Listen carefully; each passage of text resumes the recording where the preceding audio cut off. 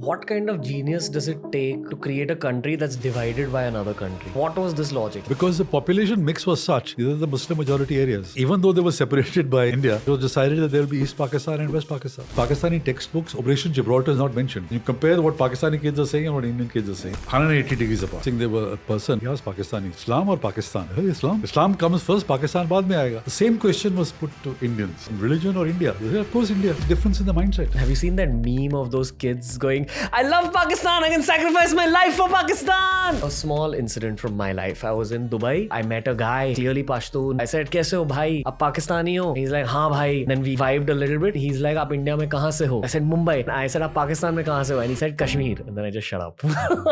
Then 1988, Zia died in a plane crash. You mean like in inverted comma? Yes, nobody knows how he died. Interesting. We ever watched wrestling, WWE? That's what it seems like. It's always things happening. Someone's against the other. Some dramas happening. Wrong decision after the other. Now you know why I write on Pakistan.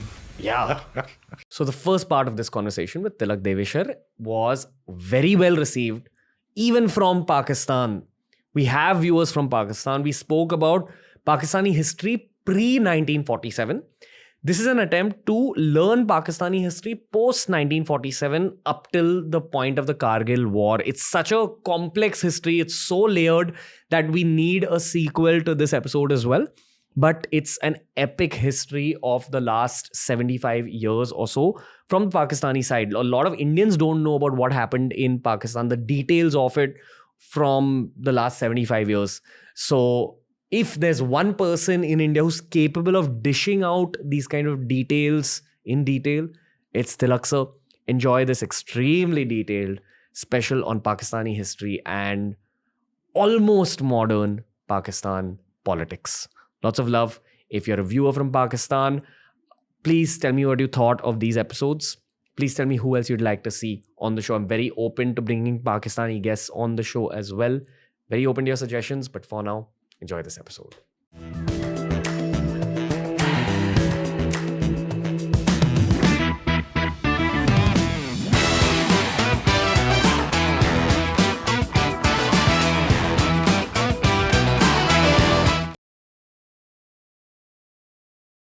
Another epic, history-oriented, Pakistan-oriented episode with Tilak sir in the house. How are you, sir? Good.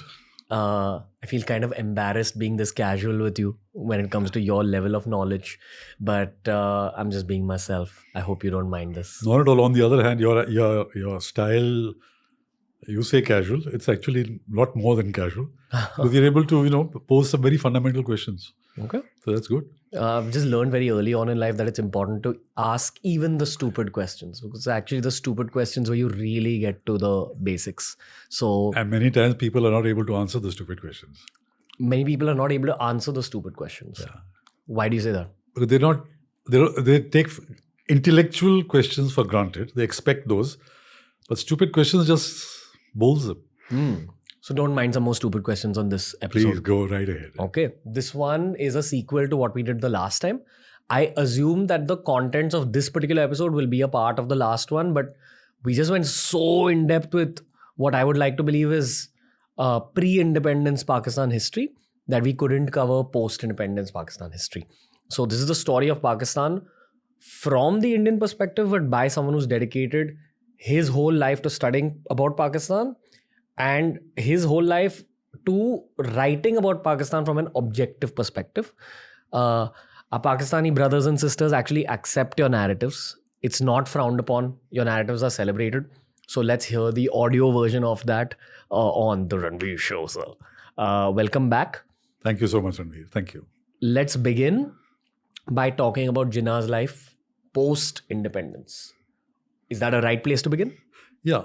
He didn't live very long, after again, Pakistan was created. It didn't become independent because there was no Pakistan beforehand. So he was actually suffering from consumption, and one doctor in Bombay had diagnosed him. And the British came to know. TB, right? Yeah. So it is suspected that one of the reasons why the British advanced leaving India, it was earlier supposed to be 1948, but they advanced it to August 47 because they didn't think Jinnah would survive that long. And they knew it. And this doctor hadn't told anybody. He, kept to his professional duties. So, and Jinnah had a very unfortunate death. He was recuperating in Ziyarat, which is a place in Balochistan. Good climate to, so people used to go and meet him over there. And on one occasion, when he met Liaquat Ali, who was the Prime Minister, and Liaquat Ali came out, he says, now he realizes his mistake. Because Jinnah told him that creating Pakistan was one of the biggest mistakes in my life. And this is documented. Now he realizes his mistake. And when he was coming back from Ziyarat to Karachi, there was nobody to receive him at Karachi airport. And there was a broken down ambulance which broke down. And that broke down halfway to the road from the airport to the Governor General's residence. And his ADC took 2 hours to find another ambulance. And for 2 hours, Jinnah was in this hot and humid ambulance, which really ruined his health even further. He was already suffering it really. And he passed away soon thereafter. What? Yes. And then he was a Shia. But his public funeral was as a Sunni, and he was given a Shia burial, Shia rites privately. He couldn't even find in death his the right kind of... Why do you think he felt like it was a mistake creating Pakistan? He didn't expect the kind of violence and killing that took place. Again, he totally misjudged it. You mean Hindu-Muslim violence? Yeah. You see, when he created a state on the basis of Hindus and Muslims, how did he expect that he wanted the Hindus and Sikhs to stay on in Pakistan as a guarantee against the safety of Muslims in India. But once you have a partition on the basis of communal division, there was no way that the Hindus and Sikhs were going to stay on. And the unfortunate part of partition was that the Ratcliffe Award was not announced before 15th of August. On 15th of August, people in Lahore was a Hindu majority town. People did not know whether Lahore would be in India or in Pakistan. I think it was announced the 17th or 18th. It is then they realized we are on the wrong side of the border. And then they started moving out, and then the mass killings took place. Killings had started in March, in Rawalpindi especially. I know there was build-up of this thing.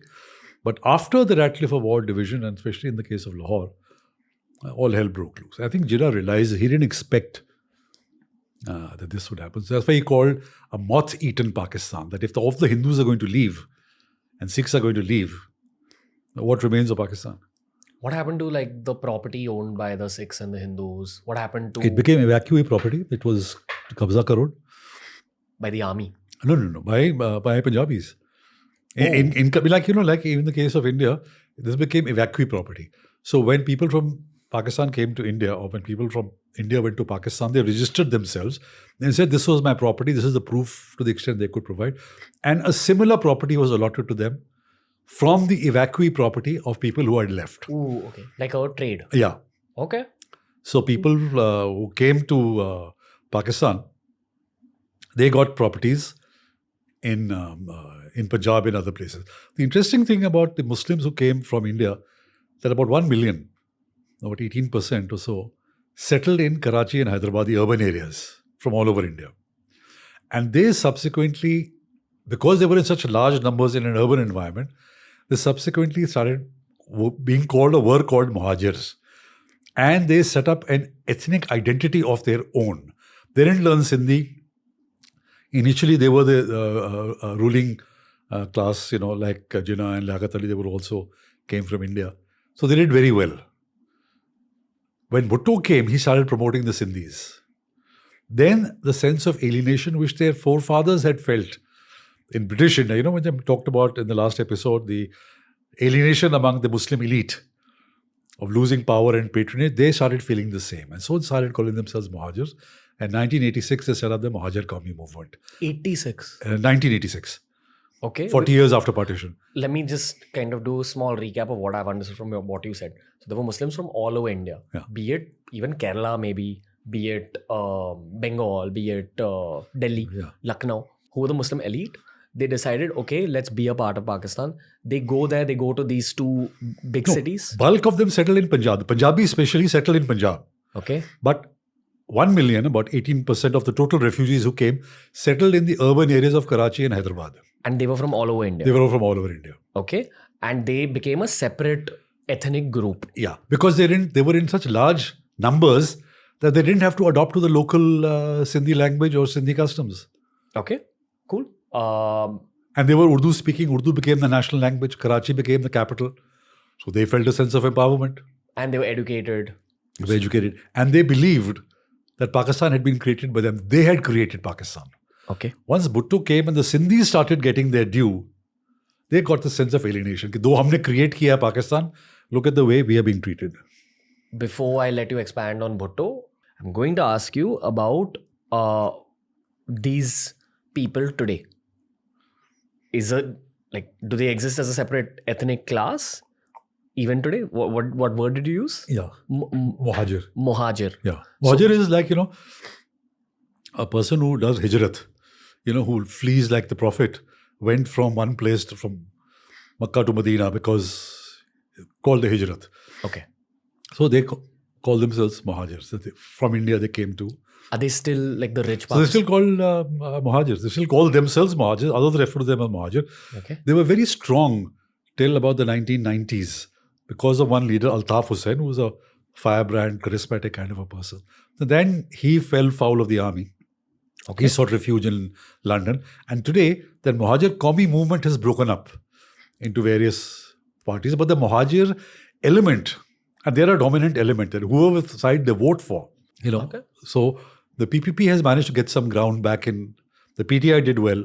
Earlier, when after 47, the Jamaat-e-Islami and the Jamaat Ulema Pakistan, these were the two religious parties, they used to win the elections there. Then when the MQM, Muhajir Qaumi movement, came into its own, they won all the elections from 86 onwards. You'll have to give context on all this. So I'm going to take you back to around 1950, back to the timeline, and we can move very gradually, gently, and So give context. till Bhutto came, after the 71 war, the Muhajirs were in their own elements. Okay. They were the ruling class in Pakistan. Urdu was the language. Karachi was their capital. They were in the civil services. They got a lot of land in Sindh, which had been left by Hindus. But once the Sindhis started coming into their own, when Bhutto promoted the Sindhis, when the capital got shifted to Islamabad, they started feeling edged out of power and patronage. Can you give some context on Bhutto? He was a Sindhi. Okay. And his father was a great landlord, one of the richest landlords in Sindh. And he was there. In fact, in the case of Bhutto, he claimed property in Bombay, even though he had moved to Karachi. Okay. There also he claimed property, and finally, after a long time, it was settled, and his property was treated as evacuee property. Okay. So then he became prime minister. He left. Ayub Khan became prime minister, and then he started promoting the Sindhis. In my second book, I have a fascinating chapter on Bhutto. 2 chapters on Bhutto, in fact. What was happening between 1950 and 1971? What led up to the 71 war? Okay, so that's a different, because East Pakistan was treated very unfairly. First was the language.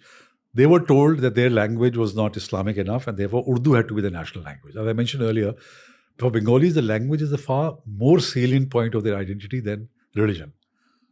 So they were up in arms. Then the exploitation, the Punjabi exploitation, they were not. Jute was a major export, a lot of earnings, but money was not invested there. So gradually, karte till Mujibur Rahman came forward and put forward his own program.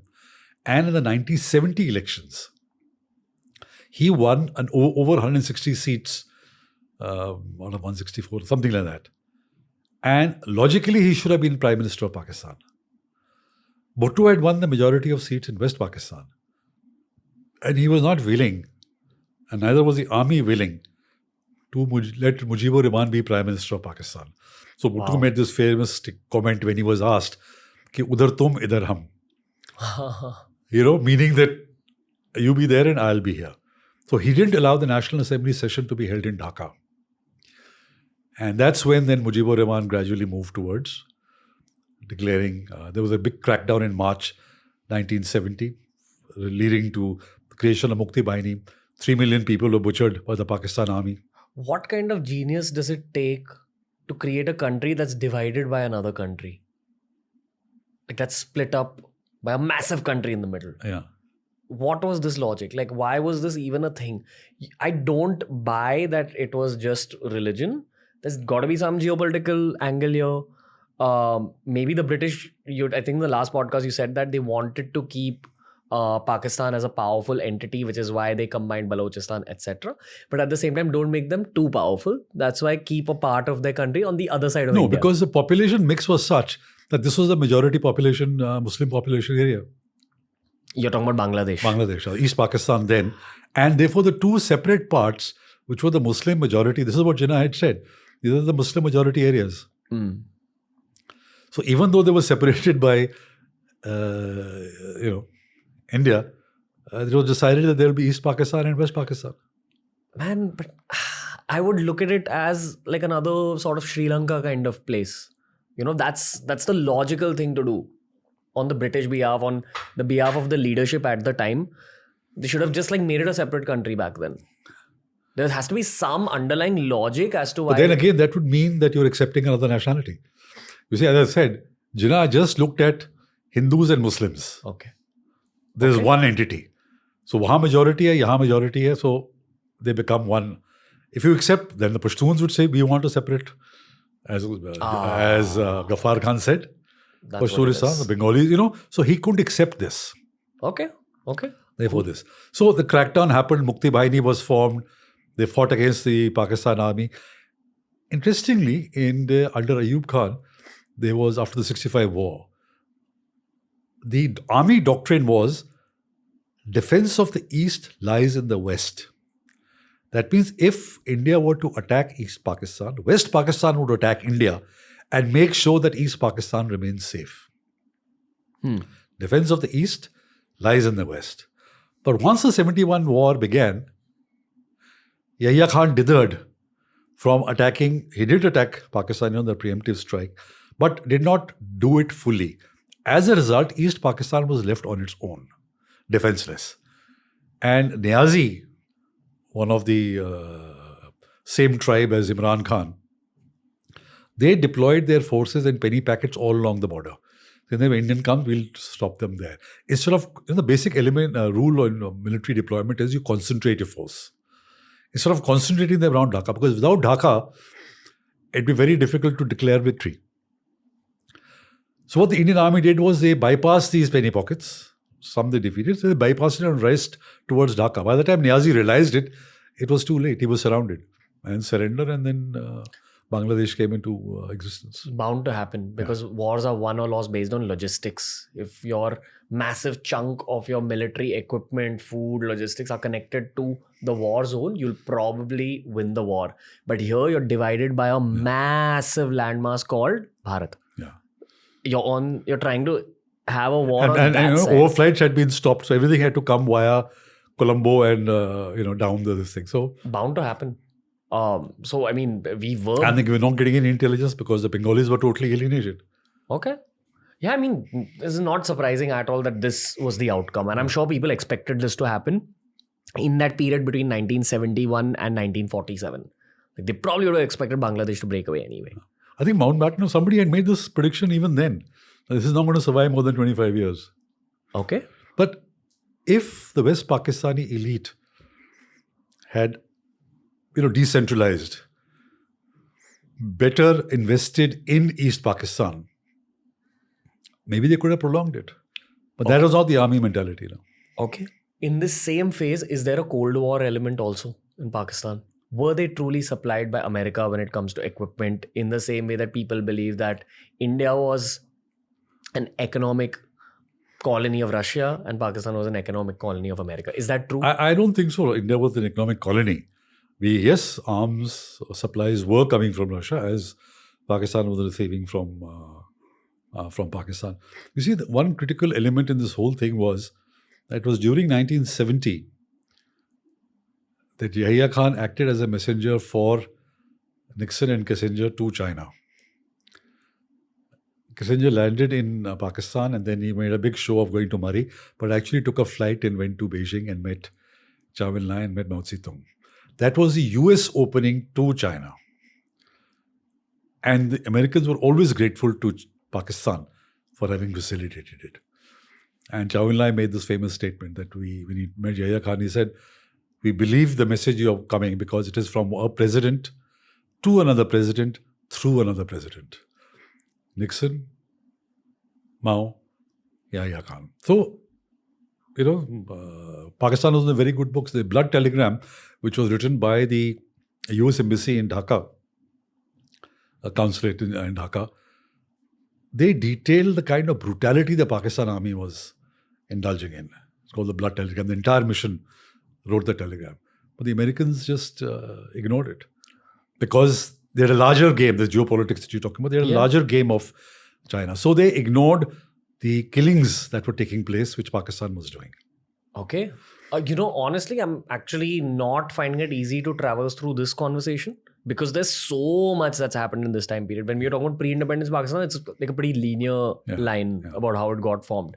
Here, there's geopolitical angles, there's a Cold War angle, there are the wars that took place. And then USS 6th Fleet moved into the Bay of Bengal as a threat to India during the war. What year was this? 71. 71. During the 71 war,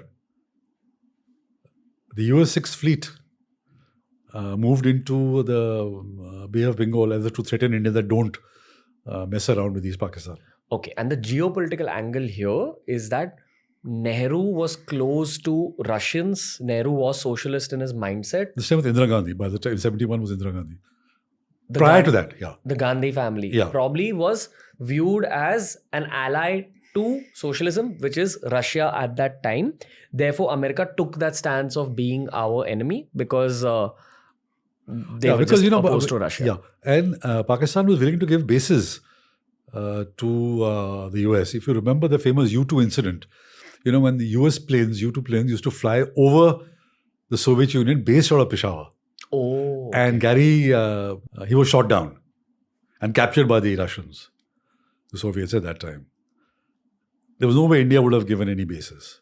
So, in the Cold War scenario, it was the US was Pakistan, and Pakistan had joined these various blocks, SEATO, CENTO, Baghdad Pact, and things like that. Okay. And India was following a non-aligned policy.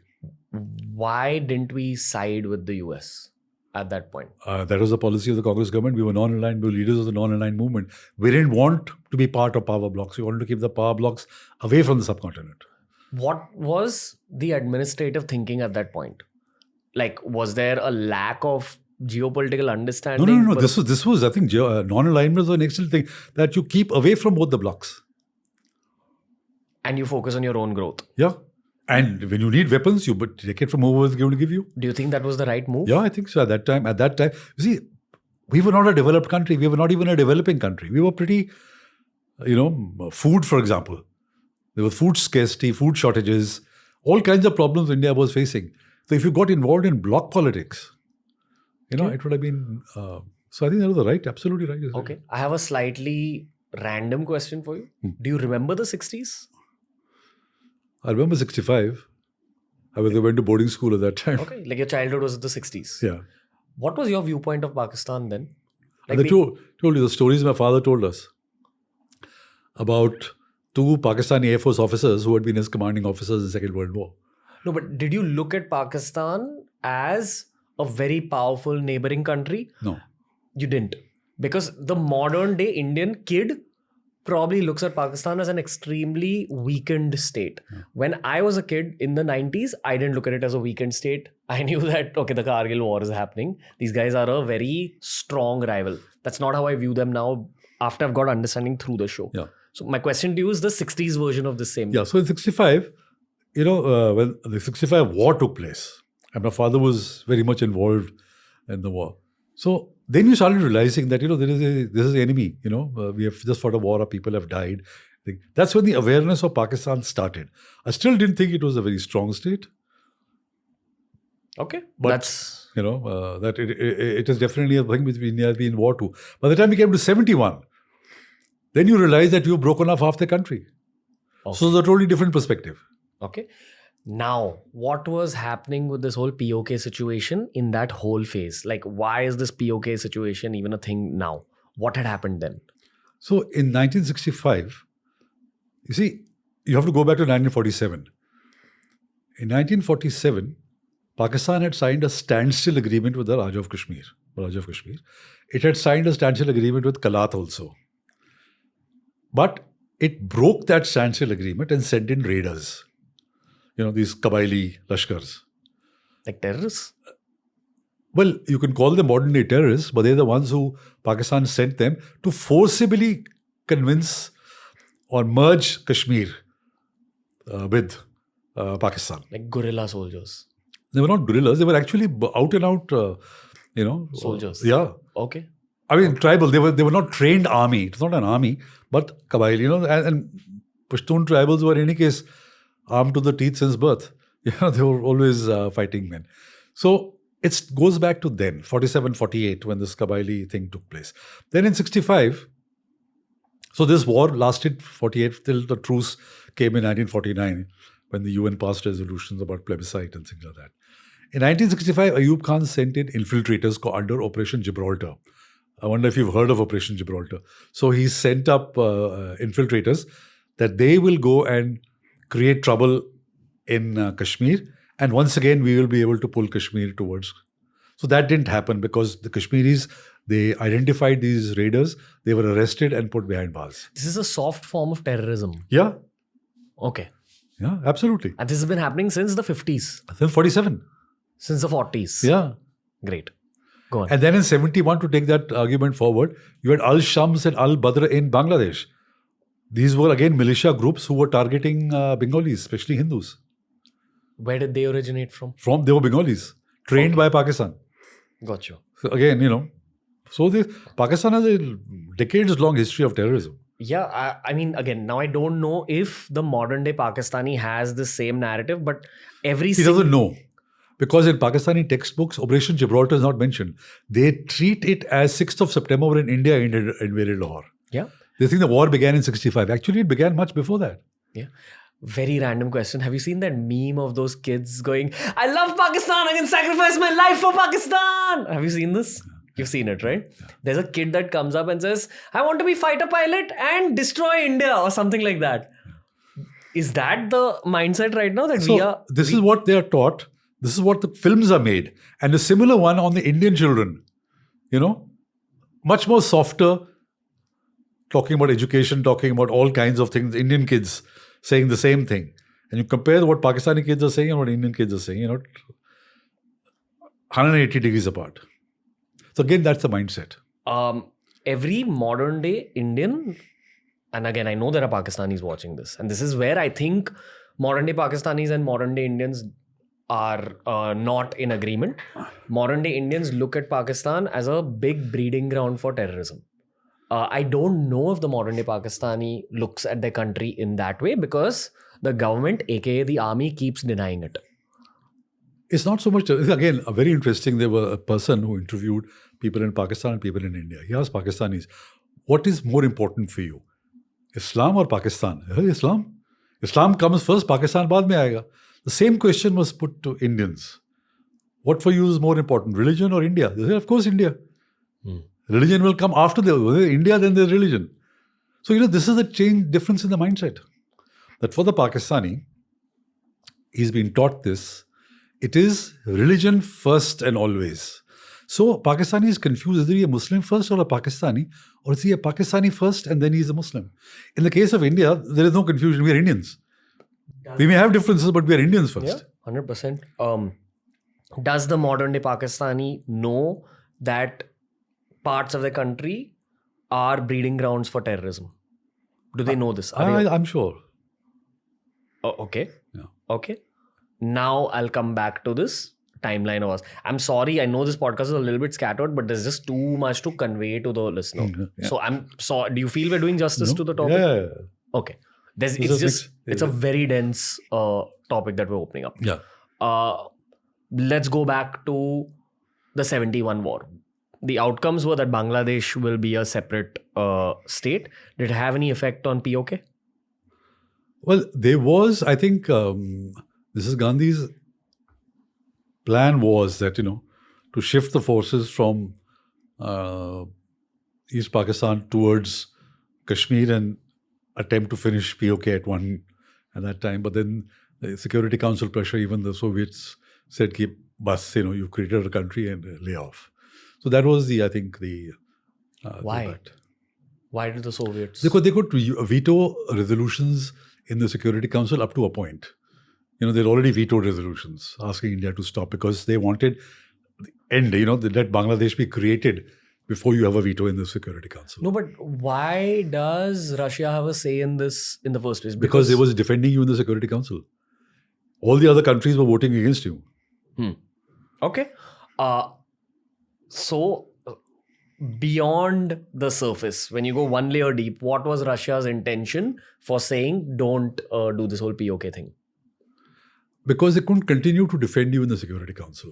Okay, all right. See, it was a very unusual circumstance of East Pakistan when there were 10 million refugees in India. Because of the Pakistan army crackdown, we had 10 million refugees. So that was this peculiar situation which allowed India to interfere that how are you going to deal with these people and the kind of butchery that you're doing. In POK, there was no such provocation. Okay. Is it fair to say that it would piss off America a lot? Because America was... At that time, yes. At that time. Because America was siding with Pakistan at that time. Yeah. And they didn't want the decimation of the Pakistan army. Because it was an asset for them in a potential actual hot war with Russia. Yeah. That's the angle here. Yeah. And they felt Pakistan had uses. So again, this whole India-Pakistan rivalry that's been happening since 1947 is heavily influenced by the geopolitical scenario between 1947 and 2023. Let me frame it differently. Sure. The rivalry was already there. Okay. Geopolitics sort of enhanced the outer sort of thing. Without the rivalry, without the kind of lack of identity of Pakistan or wanted to be parity with India, if this was not there, the geopolitical rivalry would not have been there, would not have the kind of impact. Okay. Before we move forward, a small incident from my life. I was in Dubai. We were at a very nice touristy location there. And I met a guy. He was clearly Pashtun. So I said, "Kaise ho bhai? Aap Pakistani ho?" And he's like, "Haan bhai, aap Indian ho kya?" And then we vibed a little bit. And then he's like, "Aap India mein kahan se ho?" So I said, "Mumbai." And then I said, "Aap Pakistan mein kahan se ho?" And he said, "Kashmir." And then I just shut up. Because how do you react to that? How do you react to it? Honestly. That's fine. He's from a part of his country, which is represented as a part of my country in the textbooks that I read growing up. Legally, it is. Legally, it is. Yeah. But he says that he's Pakistani. Because at that time, from 47 onwards, it was, if you look at the Pakistan constitution, Gilgit-Baltistan is not mentioned at all. Okay. Till today, it is not a part of Pakistan. Okay. Gilgit-Baltistan is POK. No. Where is it? One is Pakistan occupied Kashmir, which is Muzaffarabad. The Persian adjoining, on the west of Kashmir, Muzaffarabad, Srinagar. Then you have in the north, the larger area, which is Gilgit and Baltistan, Skardu. That area does not figure as part of Pakistan constitution. Even today, it has no, uski koi shanakht nahi hai, and it's not a province of Pakistan. It's been left in limbo. What's happening there? Because, you see, this... okay, this is going to take some time to... No, go for it. This was part of the territory of the Maharaja. So, in October 22nd, the raiders attacked Kashmir. By 26th, it was clear that the raiders had been repulsed because the Indian army landed and they were started repulsing the raiders. They realized that. Then there was an organization called the Gilgit Scouts led by one Major Brown. He arrested the governor of the Maharaja, Ghansara Singh. And there was a lot of confusion whether it was a local authority or what happened. But ultimately, Pakistan took control of that area. Now, how does Pakistan justify taking control of that area? So, in 1949, there was this Karachi agreement where the Muslim Conference, the so-called Azad Jammu and Kashmir, and Pakistan, they got together and they said this area is handed over to Pakistan. Nobody from Gilgit-Baltistan was present. And the person of the Muslim conference has later on wrote a book to say he had not signed any agreement. So by a subterfuge, Pakistan managed to get hold of that area. Now, when the UN Security Council resolutions were passed, they said that no one side will unilaterally change the status quo of this area. So, which means that Pakistan could not absorb this place as its province. It has tried several times in the past. Many committees have been set up. The Chinese are telling them, "Bhai, make this part of your trip because we are investing in China-Pakistan economic corridor goes to that area. Make this part of it, make it a province. Give it a legal status." They've examined it from all sides and they have not been able to do it because if they do it, they break the UN Security Council resolutions, which is the only thing that Pakistan has giving it a locus standi in the Kashmir issue. Okay. So it has no status. Okay. Again, I'm trying to just simplify this for the end consumer and we're just adding more density, which is fantastic. You tell me how I should take like the podcast ahead at this point, because we're not talking about linear timelines here. There's like 5 or 6 issues which we're moving forward through in parallel. In what has happened in, let's stick with POK, and sure, there is now a lot of alienation in POK and GB, Gilgit-Baltistan, because this area has been kept neglected and deprived for the sake of, it's been treated as a base camp for Kashmir. That is, Kashmir we have to grab Kashmir, and till that time you're a base camp, therefore we can't do development over here. As now, the breeding terrorists? The training camps are there. Yeah, okay. And whenever they have to cross over into India, they come through this area. Okay. When they see what is happening in J&K, they see the schools, they see the colleges, they see the roads, they see the universities, they see health facilities, they see tourism, they see sports. And they say, why are we suffering for so long? So now there is a movement in Gilgit-Baltistan and in POK saying that we don't want Pakistan, we'd rather be part of India. Okay. So this is a major thing that is happening. This is not reported by Pakistani media. No, they will not. But, because thanks to social media and YouTube and on Twitter and things like that, you'll find a lot of clips, a lot of people shouting slogans against the Pakistan army in POK and in Gilgit-Baltistan. They're also unhappy because of the Chinese presence. Okay. In the area, in the pockets where the China-Pakistan economic corridor is going through. Why are they unhappy with it? With the Chinese? Yeah. Because of the Chinese domineering influence. Because, see, when Chinese come to build something, they come with their own labor. The Chinese people are settling down in Pakistan. Yeah. Okay. Well, settling down, at least these people get no jobs. They get no benefits. Likewise, in Gwadar, the Baloch are upset because everything is being monopolized either by the Chinese or by Punjabis. Baloch are becoming a minority in their own land. Okay. What's happening in West Pakistan, now Pakistan, post-71 war? So Bhutto took over. Okay. He came back from New York where he had gone to in the UN General Assembly. He came back, took over as Chief Marshal Law Administrator, and then he carried on. Then 77 elections took place. He rigged them badly. Zia threw him out, staged a coup, and then Zia's martial law of 11 years, something like that. Give some context on Zia. So Zia was way down the list of pecking order of the senior-most lieutenant generals. And Bhutto picked him up because he thought he'd be pliant. Zia used to be very obsequious. Oh, that's too big a word. I mean, he was very servile. He was very, whenever Bhutto would visit him, he would... Submissive. Very submissive, to, telling Bhutto all kinds of things and all that. And there were some fascinating stories which I mentioned in my book. Bhutto used to refer to Zia as my monkey general. He used to call him Bandar. Oh, Bandar idhar aa, in front of foreigners. And Zia never retorted. But he kept all this in his mind. I thought, Ek din dikhaunga. Let the time come, I will show him. Okay. So, and there were other ways why he would... so he was commanding in Multan. The field firing took place. So Bhutto came on a visit. And he aimed the gun at a particular target and asked Bhutto. But he had spread that whole area with kerosene and petrol. So that as soon as the shell came anywhere near, the whole thing would blow up and Bhutto will feel good about himself. Bhutto really thought that this man is very submissive. This main army chief bula dunga, ye kahan jayega, he'll be... But when he became chief, and there was this big PNA agitation, Pakistan National Alliance agitation, because Bhutto had rigged the 77 elections very badly. He didn't need to, but he really rigged them. So this protest demonstration started against him. Bhutto was turning into a dictator. Yeah, he was very authoritarian man. Very, very authoritarian. And this is a reflection of his own character, or was it a response to what's happening in India? No. His own character. Okay, all right. You see, he's a very complex man, Bhutto. And one of the reasons for this was that his mother was a Hindu.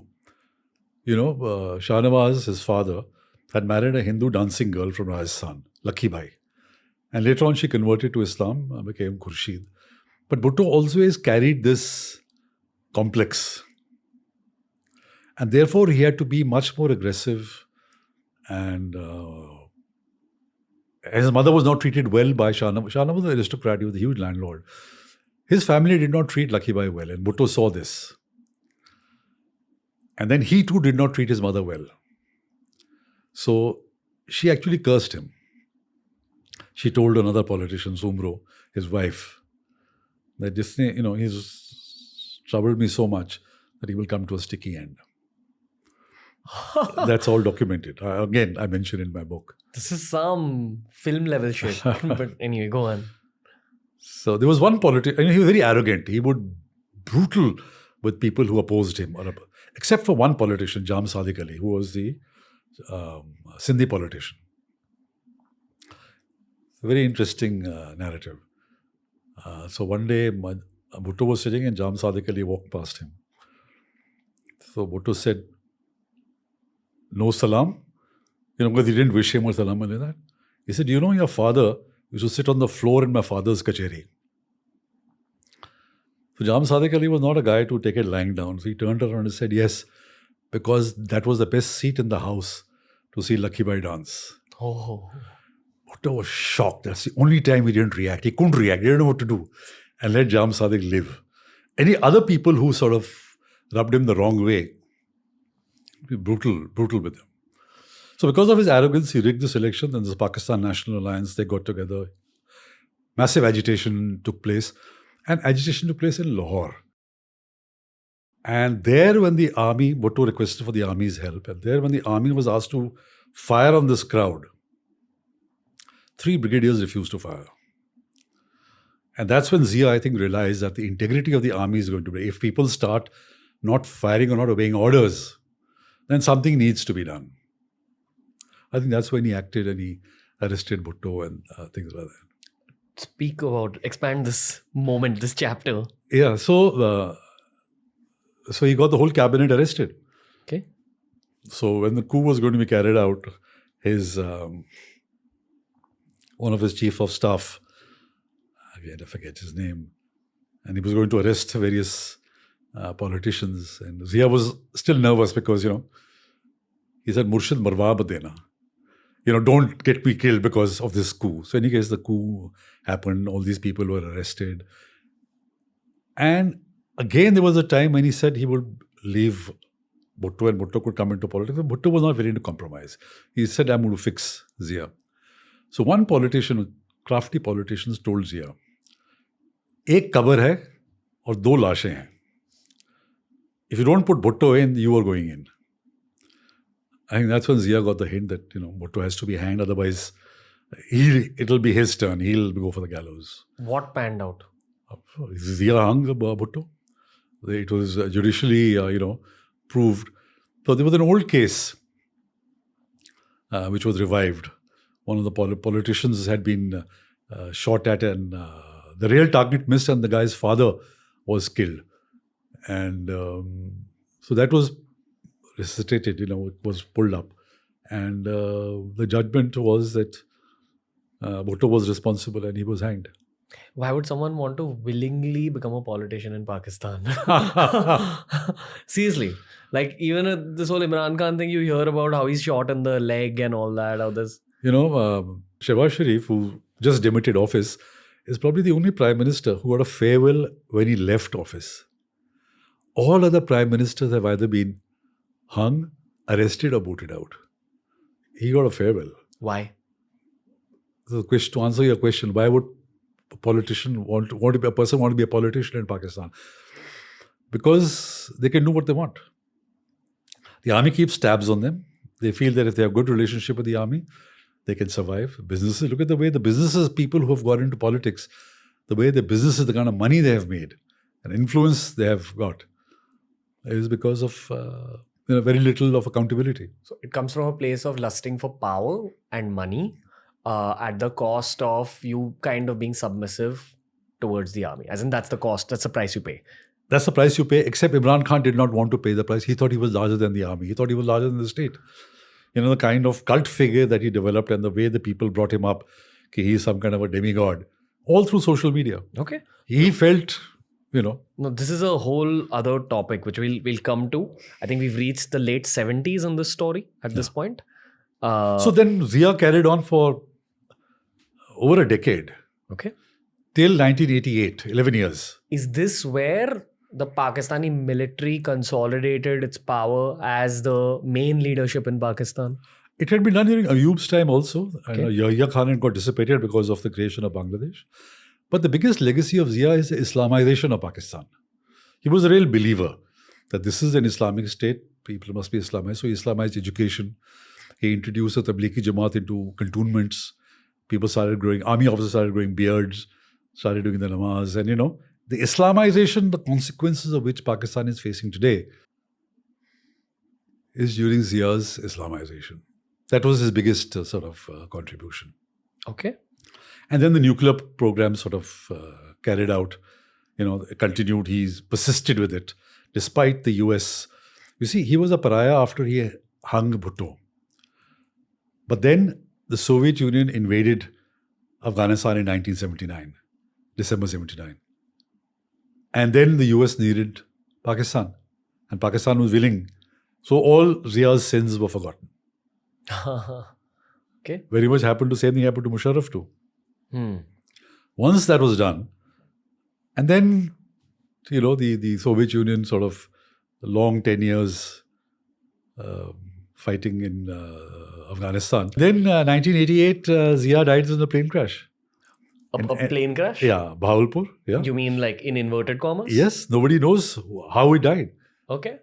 So whether it was a bomb, whether it was gas, or what happened, along with the US ambassador. And 3 or 4 other generals. Interesting. Yeah. Okay. Conspiracy theory domain. Yeah. And still no answer till today. So possibly they were killed by either the US or Russia. That's what I'm assuming the next. No, it could be Shias. Some Shia conspiracy. Because he introduced a system of zakat, which was as per the Sunni rights, as per the Sunni belief. And there was this big rivalry between Iran and Saudi Arabia, and the battlefield was Pakistan. Persecution of Shias. Okay. So people suspect it could have been a Shia, especially from Gilgit. There's no solid answer. But then why would the American ambassador be targeted as well? What is the best foolproof thing that if you want to kill somebody, kill it along with the US ambassador? There are no suspicions. Okay. Which year was this? Late 80s? In 1988. Too much is happening in the world in the 70s and the 80s. Okay. The Cold War is an angle here as well. And the killing? In the 80s? Yeah, because then the Soviets had to withdraw. They withdrew in 89. February 89, the last Soviet soldier crossed the bridge in Haritan and walked across. Okay. It was a very orderly exit. Only one person was killed among the Soviet army, and the Soviet army withdrew. Unlike when the Americans withdrew from Kabul. Recently we saw that all on television. Right. Soviet exit was very orderly. Okay.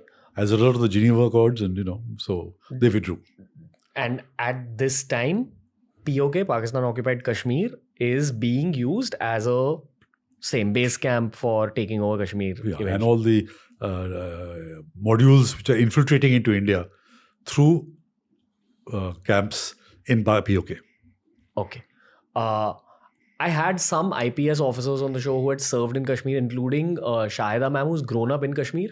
She says that the Kashmir of the 70s and 80s was actually nice.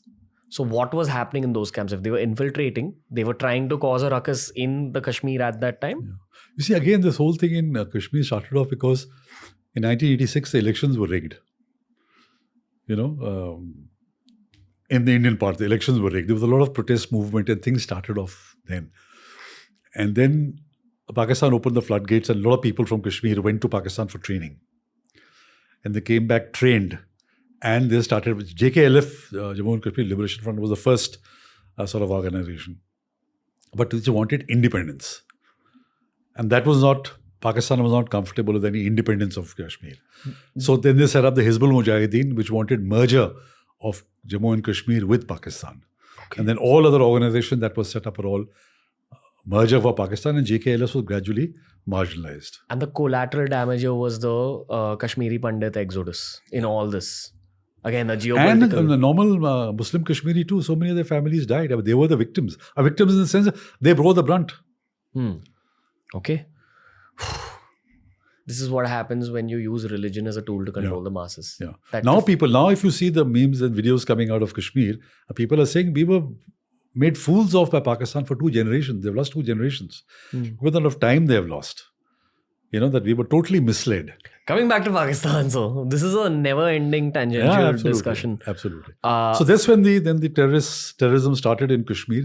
And now, you know, because of the Indian Army's efforts, the security grid is so strong. But it took a long time. It took a huge toll of people. It took a toll of Indian, you know, the developmental activities in Kashmir.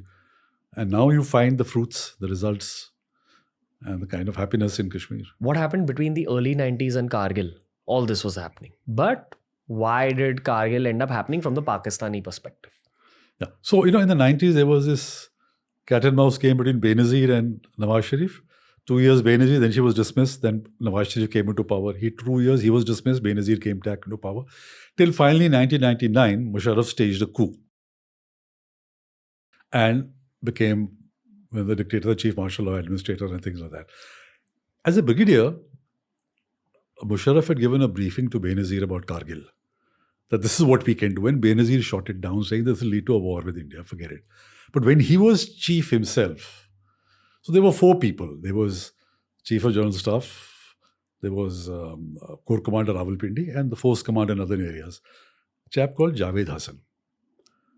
Again, digressing a bit, when Javed Hassan was in the NDC, National Staff College, Quetta, he carried out a study called India, a Study in Profile. After studying 2,000 years of Indian history, he made certain conclusions. And among the key conclusion was that the Hindu has no stomach for a fight. Right? And this is what Musharraf also believed in. So they believed when they launched something like Kargil, the Indian reaction will be so poor and weak that they will not be able to dislodge them from Kargil.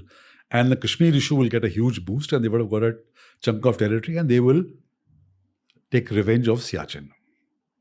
And then gradually be able to expand. Now, Nawaz Sharif says that he wasn't consulted. This was Musharraf on his own. There was a controversy. Both sides of the story are there. But the fact was that when the reaction of Indian Army was so severe and so savage that Musharraf and the Pakistan Army was stunned. When Nawaz Sharif asked Musharraf that, what is happening? You told me there are these Kashmiris fighting over there and now you say there are Pakistan Army. He said, we didn't expect that the Indian Army would react so strongly. You're starting something, and then you think the Indian Army will not react so strongly. Overconfidence. And though Musharraf claims that Nawaz Sharif sold him out by visiting Clinton, I demonstrate in my book that even before Nawaz Sharif went to the US, Nawaz Sharif and Musharraf had agreed with the US visiting general. The general said, you can visit Clinton only if you agree to withdraw from Kargil and you maintain the sanctity of the line of control. And what was in it for the US? They didn't want, both countries had recently become turned nuclear. They didn't want this kind of a fight to go on. So that is the first time that the US did not support Pakistan. And for India, that is a huge signal. Knowing the US, my follow-up question is why? Because they realized that Pakistan was totally on the wrong. They couldn't defend. They could not accept the sanctity of the LOC being violated. So when this general who visited, and he written about it, and Musharraf was on board, they agreed that they will start pulling back. And before before Nawaz Sharif went to Washington, the US satellites picked up Pakistanis moving out. And Clinton told Nawaz Sharif the same thing, that the sanctity of the LOC has to be maintained. So Nawaz Sharif actually bailed out Musharraf rather than the other way around, rather Musharraf accusing him. But Nawaz Sharif, he could have sacked Musharraf at that time and regained control of the Pakistan army. But he delayed it too long. By which time Musharraf had gone through all the cantonments and built up support for himself, so that when finally Nawaz Sharif sacked Musharraf in that famous flight from Colombo, which was coming back, it was too late. You'll have to give some last bit of context here before I let you go, sir. So he had gone on a trip to Colombo on a visit, and when he was coming back, orders were issued by Nawaz Sharif to divert the flight from Karachi and take it to a small airport in Jacobabad or some other place. And then the pilot came to Musharraf, who was sitting in front, that, we're not being allowed to land in Karachi, should we land in Bombay because we are running short of fuel. So Musharraf said, over my dead body. He didn't want to land, so much of hatred he had for India. So then his corps commander in Karachi and his chief of general staff, they took control of Karachi airport. And when they made the plane land, and even though Nawaz Sharif appointed a new army chief, who was the ISI chief, Ziauddin, you see, the ISI is a security agency but doesn't have troops. The troops were with the 111 Brigade, the famous 111 Brigade Rawalpindi, or the Corps Commander Rawalpindi.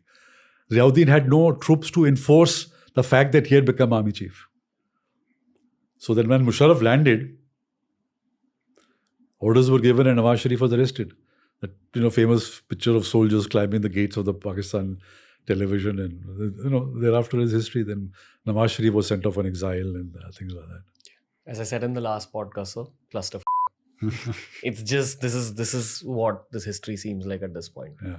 I'm sorry, to all the Pakistani listeners, I do not mean to offend you, but this is the first time I'm learning about Pakistani history in so much detail, and now you know why I write on Pakistan. Yeah, because it's like a real life drama.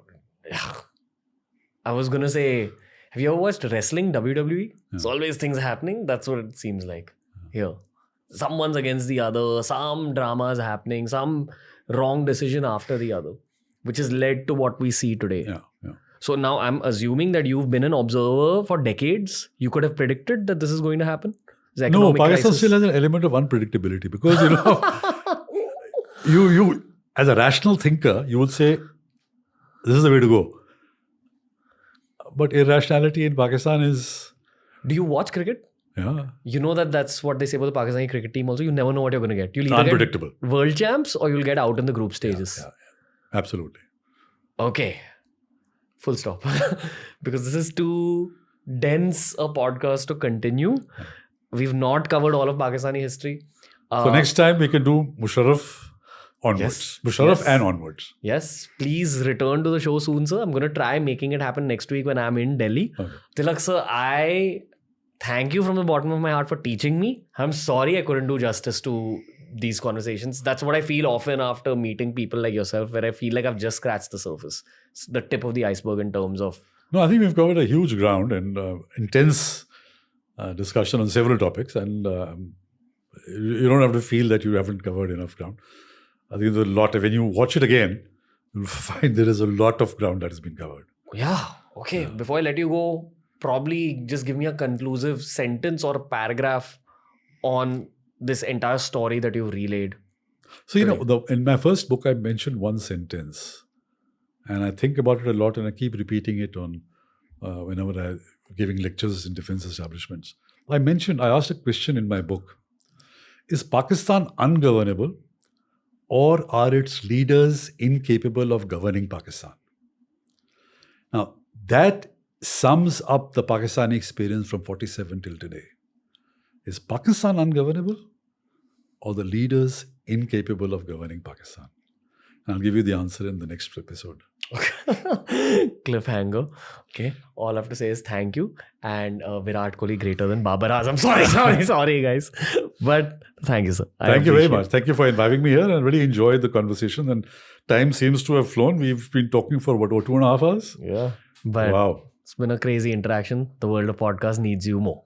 So thank you, sir. Thank you very much. Thank you, sir. Thank you. That was the episode for today. I have nothing to say in the outro other than the fact that this particular conversation deserves a sequel. Tilak sir is going to be back on the show, but I'd like to know from both the Indians and Pakistanis watching this, what other kind of topics would you want from a geopolitical perspective, from an India-Pakistan perspective? Do you guys have Pakistani guest recommendations? I'm very open to doing a Dubai shoot schedule and hosting some of my Pakistani friends on the show. I want to bring you guys the truth and not really a biased perspective, even from a geopolitics standpoint. So please tell me what you thought of this particular conversation. TRS is only going to get better through your feedback. Keep supporting. There's a long way to go. There's a lot of knowledge to be accumulated. We are only just getting started. Thank you for all the love.